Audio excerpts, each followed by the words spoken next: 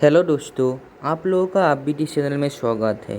अगर आप लोग मेरे चैनल में नए हैं तो मेरे चैनल को सब्सक्राइब कर दीजिए ताकि आप लोगों के पास मेरा वीडियो आती रहे। तो चलिए कहानी की शुरुआत करते हैं। एक गांव के एक परिवार में राधा नाम की लड़की रहती थी। राधा के पैदा होते ही उसका माँ का देहांत हो गया था। घर के सभी लोग राधा को उसके माँ के मारने का कारण मानते थे और उसे बहुत बुरा व्यवहार करते थे। राधा जब थोड़ी ही बड़ी हुई तो उससे घर का सारा काम करवाया जाने लगा और उसे स्कूल भी नहीं जाने दिया जाता था। और जब राधा के पिता ने दूसरी शादी कर ली तो राधा के दुख और भी बढ़ गए थे। राधा के सौतेली बहन और सौतेले भाई स्कूल भी जाते थे। उन्हें बहुत से खिलौने भी दिए जाते थे और सभी लोग उनको बहुत प्यार करते थे। राधा बहुत दुखी रहती थी। राधा ने अपने पापा से कहा, पापा मैं भी पढ़ना चाहती हूँ। उसके पापा ने कहा, तू स्कूल जाएगी तो घर का काम कौन करेगा, स्कूल जाने की बात मत करना। राधा रोते रोते झाड़ू लगाने लगती है। उस दिन खाना भी नहीं खाती और अपने माँ के फ़ोटो के आगे दिन भर रोती रहती है। कोई उसे इसका कारण भी नहीं पूछता। फिर उसकी सौतेली माँ की चिल्लाने की आवाज़ आती है, कहाँ मर गई राधा, अभी तक घर का काम क्यों नहीं की। सौतेली माँ की आवाज़ सुनकर राधा जल्दी से घबरा कर उठती है और जल्दी से घर के आंगन में पहुँच जाती है। उसकी सौतेली माँ कहती है, तूने कल घर की झाड़ू तोड़कर कहाँ पर फेंक दी। राधा ने कहा, माँ मैंने ऐसा कुछ भी नहीं किया। उसकी माँ कहती है, कामचोर, तू जानबूझकर झाड़ू को तोड़कर फेंक दिया है ना, ताकि तुझे झाड़ू लगाना ना पड़े, इसलिए तूने झाड़ू तोड़ दी। चल जा, अभी नई झाड़ू लेकर आ। राधा पास के ही बाजार में जाती है और एक नई झाड़ू खरीद कर ले आती है। घर आकर वो झाड़ू को कोने में रख देती है और पानी पीने जाती है।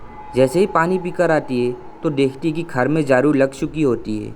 ये देखकर वो हैरान हो जाती है कि इतनी जल्दी घर की सफाई कैसे हो गई। उसकी सौतेली माँ चिल्लाते हुए कहती है, अरे राधा, झाड़ू लेकर आई कि नहीं, घर की सफाई होगी कि नहीं। इतना कहते कहते वो किचन से बाहर आती है तो देखती है कि घर पूरा साफ है। वो आश्चर्य में पड़ जाती है कि इतनी जल्दी पूरा घर साफ कैसे कर दिया इसने, अपने आप सफाई हो गई क्या। फिर उसकी माँ चिल्लाते हुए कहती है, अब जाके कपड़े धो। राधा कपड़े धोने जाती है और जैसे ही कपड़े धोने बैठती है तो देखती है कि उसके बगल में झाड़ू रखी है। राधा झाड़ू को उसकी जगह पर रख आती है। थोड़ी देर बाद फिर देखती है कि झाड़ू उसके बगल में ही रखी है।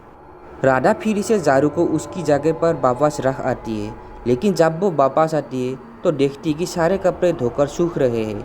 राधा को समझ में नहीं आ रहा था कि आखिर ये हो क्या रहा है। राधा दांत और मार के डर से किसी को कुछ भी नहीं बताती है। राधा घर में जहाँ जहाँ काम करने जाती है झाड़ू उसके पास आकर खड़ी हो जाती है। फिर उसे लगने लगता है कि झाड़ू में कुछ गड़बड़ है, तो डर के मारे उसे बाहर फेंक कर आती है। लेकिन जैसे ही राधा घर में वापस आती है झाड़ू उसके घर में फिर मिलती है। डर के मारे उसे रात भर नींद नहीं आती। रात में उसे किसी की आवाज़ सुनाई देती है। राधा कहती है, कौन है, ये किसकी आवाज़ है। फिर आवाज़ आई, राधा मैं तुम्हारी मारी हुई माँ हूँ। अपनी माँ की आवाज़ सुनकर राधा रोने लगती है और अपनी पूरी कहानी अपनी माँ को सुनाती है।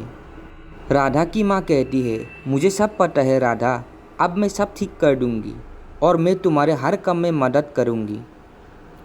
अब राधा को घर में कोई काम नहीं करना पड़ता, सब काम झाड़ू कर देती है। राधा ये सब देखकर बहुत खुश होती है।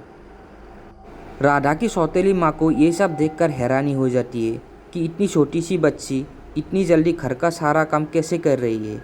उसका शक बढ़ता ही जाता है और वो राधा पर नज़र रखने लगती है।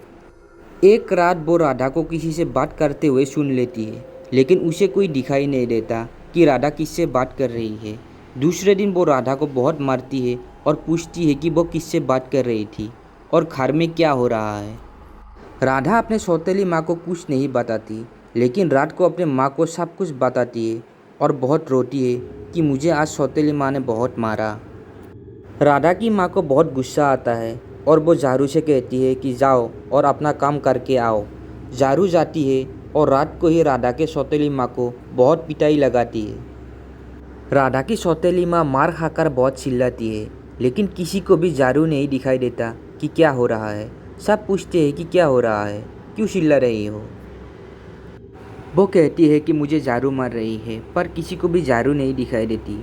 अब रोज़ रात को माँ की पिटाई होने लगी थी। जिससे वो रोज़ चिल्लाती थी। सबको लगने लगा कि राधा की सौतेली माँ पागल हो चुकी है। राधा के पापा ने उसका इलाज करवाना शुरू कर दिया, लेकिन रोज़ रात को पिटाई होना बंद नहीं हो रही थी। बहुत इलाज करवाने के बाद भी जब सुधार नहीं हुआ तो राधा के पापा ने सौतेली माँ को पागल खाने में भर्ती कर दिया। वहाँ एक दिन सौतेली माँ को सपने में राधा की माँ आई और उसने बोला कि तुम मेरे बेटी को बहुत परेशान करती हो, इसलिए मैंने तुम्हारी ऐसी हालत कर दी है।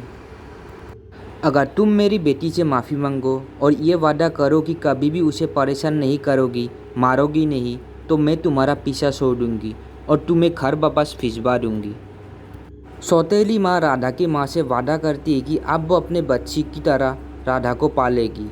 दूसरे दिन पागलखाने का डॉक्टर राधा के पापा को बुलाकर कहती है कि राधा की माँ ठीक हो चुकी है, इनको अब घर ले जा सकते हो।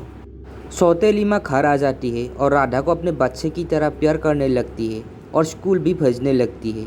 राधा समझ जाती है कि ये सब क्यों हो रहा है। वो खूब मन लगा कर पढ़ाई करती है और मन ही मन अपने माँ को धन्यवाद देती है। तो दोस्तों, आप लोगों को आज की हमारी ये कहानी कैसी लगी कमेंट में ज़रूर बताना। अगर आपके पास भी ऐसी कोई कहानी है जो शेयर करना चाहते हैं, डिस्क्रिप्शन बॉक्स पे मेरा ईमेल आईडी है, तो उस पर शेयर कर सकते हैं।